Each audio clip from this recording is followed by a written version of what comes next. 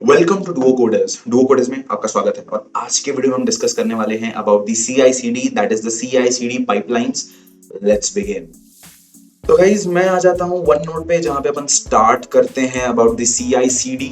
CI/CD basically stands for continuous integration and continuous deployment या फिर continuous delivery. दोनों terms use किया जाता है फॉर CD। डी मतलब डिप्लॉयमेंट भी हो सकता है, डिलीवरी भी हो सकता है, and I is integration. And this is basically continuous process, इसलिए इसको continuous integration and continuous deployment बोलते हैं। एंड मार्केट में आप जितने भी जगह आप देखोगे CI/CD के बारे में, everywhere it is represented by an infinity. The left part is the CI part, that is continuous integration, and this part is continuous deployment या फिर continuous delivery, जो भी आप बोलो, but the concept is more important। तो होता क्या है इस पूरे प्रोसेस में, वो अभी अपन डिस्कस करने वाले हैं। ये तो CI, the everything starts with a planning। जैसे फॉर एग्जांपल मान लो अपने पास एक प्रोडक्ट है, ठीक है। अब प्रोडक्ट के बहुत सारे फीचर्स होंगे जो कि डेवलपर्स और प्रोडक्ट वाले बैठ के डिसाइड करेंगे कि 10 फीचर्स होने चाहिए हमारे प्रोडक्ट में। तो that comes as a part of the planning. So the first step is planning the product या प्लानिंग, जो भी हम ऐप बना रहे हैं या फिर जो भी वेबसाइट बना रहे हैं, प्लान करना कि क्या फीचर्स होंगे, दैट कम्स अंडर प्लानिंग। अब मान लो कि हमारे पास टोटल 10 फीचर्स निकल के आए कि हम लोग 10 फीचर्स होंगे। Next comes the code part, which is the most important part, जहां पे ये CI बहुत इंपॉर्टेंट रोल प्ले करता है। This process complete CI/CD plays a very important role. अब कोड में जैसे फॉर एग्जांपल अब 10 फीचर्स हैं और अपने पास 4 डेवलपर्स हैं, तो 4 डेवलपर्स में ये 10 फीचर्स को जब हम डिवाइड कर देंगे, अब ये लोग सब कॉन्करेंटली काम करना है। अब वाई कॉन्करेंटली मतलब सब, कोई बंदा 2 फीचर पे काम कर रहा है, कोई बंदा 3 फीचर पे काम कर रहा है, और ऑफ कोर्स सबसे अच्छे यूटिलाइजेशन के लिए सबको अपने अपने फीचर्स पे काम करना है। But that was not possible in the early days, जब ये CI/CD प्रोसेस एग्जिस्ट नहीं करता था।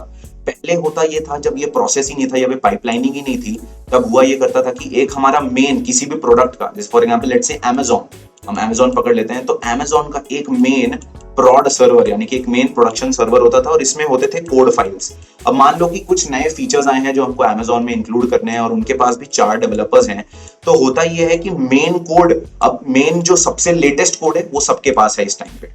अब मान लो कि इस बंदे को एक फीचर असाइन हुआ है, इसको एक फीचर असाइन हुआ है, तो इस बंदे ने अपने फीचर पे काम कर लिया, अपने कोड चेंजेस कर लिए और सेफली प्रोडक्शन में अपने नए फाइल्स कॉपी पेस्ट कर दिए। मैनुअली हो रहा है ये सब, पहले मैनुअली होता था।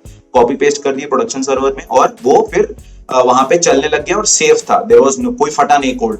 लेकिन अब फीचर 2 वाले के पास फीचर 1 का कोड ही नहीं है, तो वो पहले नया कोड पुल करेगा अपने लोकल सिस्टम में या अपने लैपटॉप में जहां वो काम कर रहा है, और फिर फाइल्स को मैनुअली अपडेट करेगा एक एक, जहां पे उसने चेंजेस किए थे, फिर जाके पुश करेगा नए चेंजेस प्रोडक्शन में। और ये बहुत ही टाइम कंज्यूमिंग प्रोसेस है। सब लोग अपने अपने टाइम पे डिप्लॉय नहीं कर सकते, अपने अपने टाइम पे काम नहीं कर सकते अलग अलग फीचर्स पे। तो इसीलिए this is where the version control, जो हम लोग version control comes into play, जो हम लोग गिट यूज करते हैं, गिट या गिटहब जो भी आप बोलो, ऑनलाइन जो उसके सर्विसेज है, गिटहब हो गया या और कोई वर्जन कंट्रोल यानी कि जैसे कि बिटबकेट हो गया माइक्रोसॉफ्ट का। तो ये चीजें जो हम लोग वर्जन कंट्रोल यूज करते हैं, that is all for this particular thing, कि हम लोग सब अलग अलग डेवलपर्स अलग अलग फीचर पे एक साथ काम कर सकें। तो इसके लिए वर्जन कंट्रोल यहाँ पे आता है। तो सभी लोग अपने अपने फीचर्स पे काम करते हैं, अलग अलग ब्रांच बना के, अगर आपको पता है गिटहब के बारे में, सब लोग अपने अपने ब्रांचेस पे काम करते हैं और फिर एक मेन रिपोजिटरी में सब अपने कोड को मर्ज कर देते हैं, जिसमें सभी फीचर्स होते हैं, 10 के 10 फीचर्स होते हैं उस पर्टिकुलर कोड में, और सभी लोग कॉन्करेंटली काम कर रहे हैं, अपने अपने टाइम पे चारों काम कर रहे हैं। और एक मेन ब्रांच होता है जिसमें सब लोग अपने अपने कोड को पुश करते हैं और वो मेन सभी पूरे फीचर्स को रखता है। उसके बाद ये जो कोड है, आफ्टर दिस ऑल, जब वो कोड बन जाता है, it comes to the build part. अब build basically means that, for example मान लो C++ का कोड है, तो C++ का कोड है तो लास्ट जो बिल्ड बनेगा वो होगा एक .exe फाइल, ठीक है। C का कोड है तो भी यही बनेगा। और अगर मान लो आपका कोई एंड्रॉइड ऐप है, अगर आपका कोई जो प्रोडक्ट है वो एंड्रॉइड ऐप है, तो .apk will be the last, .apk जो होगा that will be the build of this particular Android app. ऐसे ही अलग अलग बिल्ड होते हैं, डेस्कटॉप एप्लीकेशन का अलग होता है। तो वो build process, build basically means कि अब आपका जो कोड है वो बिल्ड होगा। उसके बाद next it comes to the testing process. अब यहाँ पे होगा, यहाँ पे अलग अलग टाइप के टेस्टिंग हो सकते हैं, मैं आपको बताता हूँ। तो यहाँ पे अलग अलग टाइप के टेस्टिंग हो सकती है, जैसे कि फॉर एग्जांपल यूनिट टेस्ट हो सकता है, यूनिट टेस्ट होते हैं, UATs होता है, यूजर टेस्टिंग्स होती है, और इंटीग्रेशन टेस्ट हो सकते हैं, बहुत सारे इंटीग्रेशन टेस्ट होते हैं, बहुत अलग अलग टाइप के टेस्टिंग होते हैं। एनीवे वो आप एक्सप्लोर कर सकते हैं कि क्या क्या टाइप के टेस्टिंग अवेलेबल है जो अलग अलग प्रोडक्ट्स पे चलता है।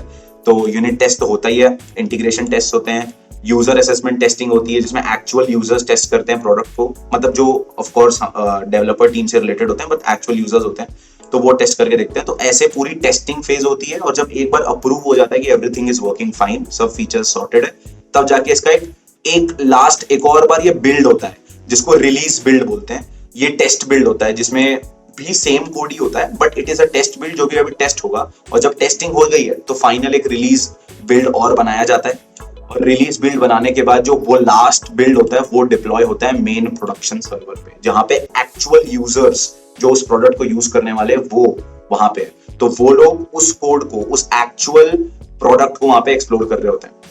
तो डिप्लॉयमेंट के बाद अब एक बार अपना प्रोडक्ट चल गया है तो हम लोग को ऑपरेट कर रहे हैं, इसको ऑपरेट कर रहे हैं, यानी कि सर्वर पे डिप्लॉयड है, बड़े बड़े AWS सर्वर्स होंगे, Azure सर्वर्स होंगे जहां पे ऑपरेट हो रहा होगा।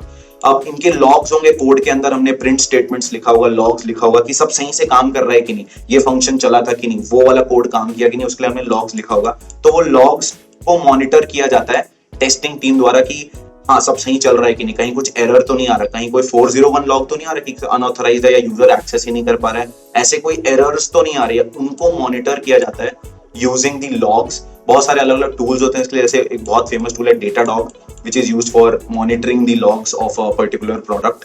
उसके बाद उस बेसिस पे कि कहीं कुछ फेल हो रहा है क्या, या कौन से फीचर्स लोगों को ज्यादा पसंद आ रहे हैं, उस बेसिस पे फिर से प्लानिंग होती है, and this is where this forms the infinity, और ये चलता रहता है चलता रहता है। This is the continuous integration, continuous deployment और डिलीवरी प्रोसेस। और मोस्ट इंपॉर्टेंट पार्ट इसमें यहाँ पे वर्जन कंट्रोल भी है जो सबसे इंपॉर्टेंट पार्ट है इसका, और टेस्टिंग भी ऑफ कोर्स। तो everything is very important but this is the CI/CD process, और बहुत सारे टूल्स अवेलेबल है मार्केट में ये करने के लिए।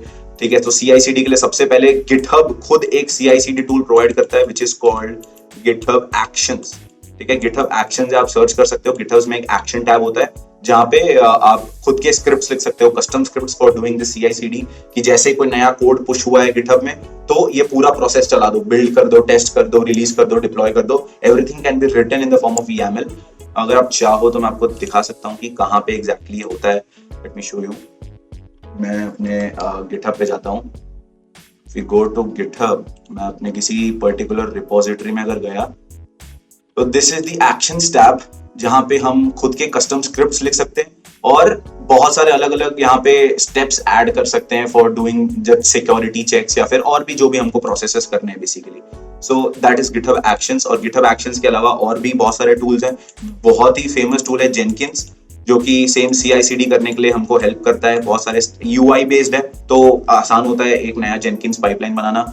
और एक और टूल है बहुत famous which is harness, which is again a CI/CD tool जिसमें हम खुद के पाइपलाइंस बना सकते हैं for deploying our code, testing our code, integrating our code. So that was all about CI/CD. I'll see you next time.